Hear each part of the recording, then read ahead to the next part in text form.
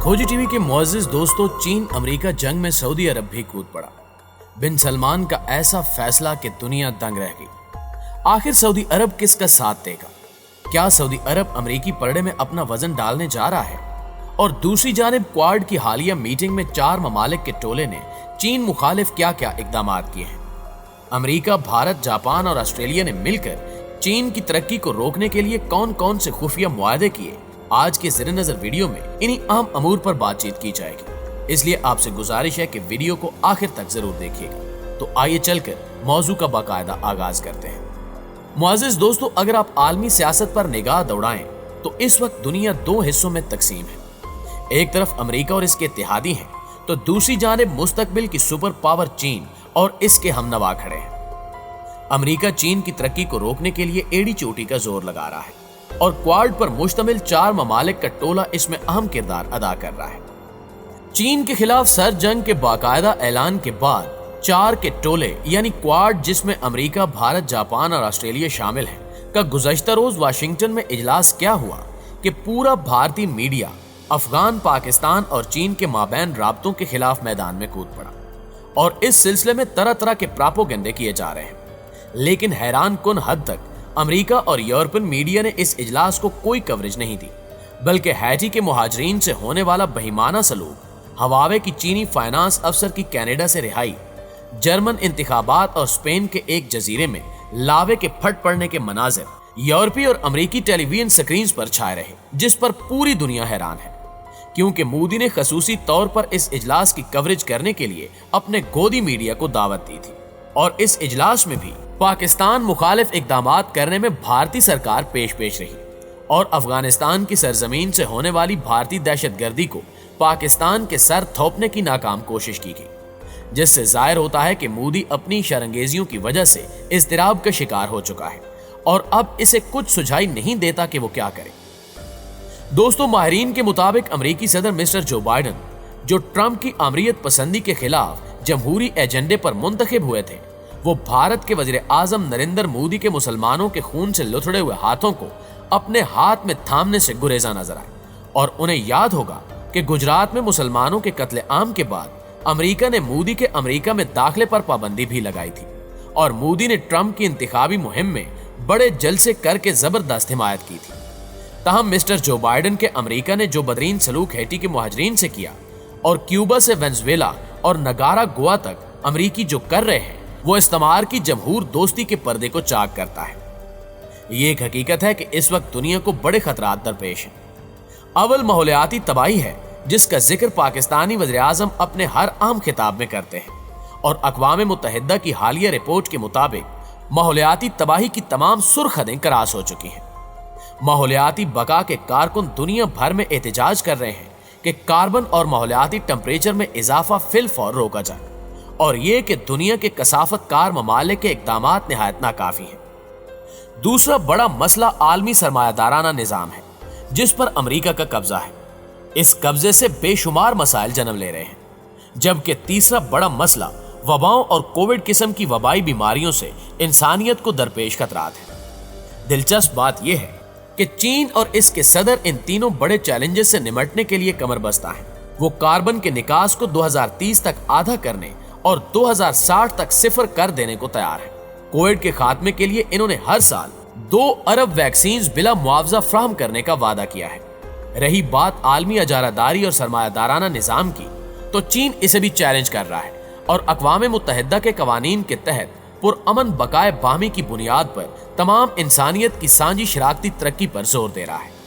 दोस्तों, तज्जियाकारों के मुताबिक चीन के खिलाफ सर जंग तो शुरू कर दी गई है, लेकिन ये जीती जा सकती है और न ही किसी नतीजे पर पहुंच सकती है, क्योंकि चीन ने चौथे सनती इनकलाब में अमेरिका को पीछे छोड़ दिया है और 2049 तक चीन का एक तरक्की याफ्ता सोशलिस्ट मुल्क बनने का मंसूबा है और वो किसी तरह की जंगजूयत और इलाका गिरी में उलझने को तैयार नहीं। इस नई महाज आराई में भारत अमेरिका की बोगी बनने को शर्मनाक हद तक तैयार है, लेकिन इसका सारा जोर चीन और पाकिस्तान के खिलाफ है।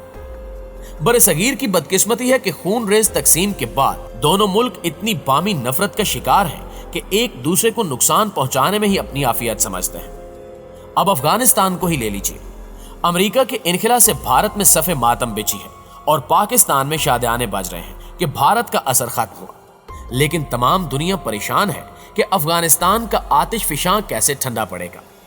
افغانستان کے تمام ہمسائے کہہ رہے ہیں کہ اکلوتے طالبان کی حکومت خانہ جنگی کو دعوت دے گی، دہشت گردی پھیلے گی، انسانی بحران خوفناک ہو جائے گا اور مہاجرین کی ایک اور یلغار سرحدوں کے پار پھیل جائے گی۔ دنیا کو توقع تھی کہ القاعدہ اور داعش کے خاتمے کے بعد عالمی دہشت گردی زوال پذیر ہو جائے گی اور مقامی مذہبی انتہا پسندی یا پھر جہاد سے کوئی عالمی خطرہ درپیش نہیں ہوگا، لیکن ایسا عملی طور پر ممکن ہونا مشکل ہے۔ لیکن جہاد کی سیاست میں طالبان ماڈل کامیاب رہا ہے، بشرطے کہ وہ معروضی ضرورتوں اور تقاضوں سے سمجھوتا کر کے افغان عوام کو مزید وسوسوں سے بچائیں۔ ایسے میں چین اور پاکستان دو بڑی طاقتیں ہیں جو خطے کے حالات بالخصوص افغانستان کے معاملے کو اچھے سے ہینڈل کرنے کی قوت رکھتی ہیں۔ لیکن اگر ایسے موقع پر چین کے خلاف گھیرا تنگ کیا جائے گا تو یقیناً اس کے منفی اثرات بھی دنیا کو اپنی لپیٹ میں لے سکتے ہیں۔ ناظرین گرامی، چین کی ترقی کو روکنے کے لیے امریکہ بدمست ہاتھی کی طرح اپنے اتحادیوں کو اکسا رہا ہے کہ وہ چین کی ترقی کے آگے بند باندھنے کے لیے ہر حد سے گزر جائیں۔ امریکہ اس کے منفی اثرات کی پرواہ کیے بغیر کبھی کوارڈ تو کبھی یورپی یونین کو مہرہ بنانے کی کوششیں کر رہا ہے۔ کوارڈ کے حالیہ اجلاس میں جاپان، بھارت، آسٹریلیا اور امریکہ کے مابین کئی ایک خفیہ معاہدے بھی ہوئے جن کا مقصد صرف اور صرف چین کی ترقی کو روکنا ہے، اور اس مقصد کے لیے خونی جنگیں بھی چھیڑی جا سکتی ہیں۔ لہٰذا دنیا کو نوٹس لیتے ہوئے اس اتحاد کے خلاف ایکشن لینا چاہیے۔ اس ساری صورتحال میں ایک اور اہم خبر بھی نکل کر سامنے آئی ہے، جس کے مطابق امریکہ اور چین کی سرد جنگ میں سعودی عرب اور متحدہ عرب امارات کی ریاستیں کود پڑی ہیں، لیکن ان کا کردار چین اور امریکہ کے مابین جاری کشیدگی کو کم کرنا ہے۔ گزشتہ روز برطانوی اخبار فائنینشیل ٹائمز نے یہ خبر شائع کی کہ سعودی عرب اور متحدہ عرب امارات دو بڑی طاقتوں امریکہ اور چین کے بیچ ثالثی کا کردار ادا کر سکتے ہیں۔